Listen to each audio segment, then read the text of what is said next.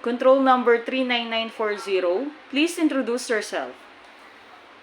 Good day, ma'am and sir. My name is Arlene Tago, 36 years old, single. I have one son and one daughter, age 19 years old and 5 years old. I have two brothers and two sisters. I'm the second of the eldest. What is your educational attainment? I graduated as an alternative learning system. Why do you want to go to Hong Kong? I want to go to Hong Kong to give a better future of my children. Have you been to any country before as an OFW? Yes, I've been in Qatar for within 2 years. What kind of work you had in Qatar? I'm all-around helper in Qatar. I've taken care of 2 children and 1 infant, aged 4 years old and 2 years old. What can you do for babies and children? I can take a bath with the baby, feeding, change diaper, and play with them. And also the children, I play with them and go to school.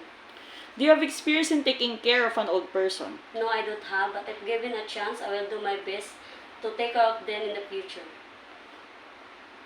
Aside from your daily household work, what other special skills you can do inside the house? I can cook Filipino dishes like menudo, adobo, and I can cook spaghetti and carbonara.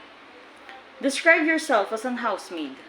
I'm an honest person, responsible, and hardworking. During misunderstanding of your employer, what do you do? I apologize and say sorry. Describe your relationship with your past and present employer. How did they treat you? They treat me as a family. Message for your future employer in Hong Kong.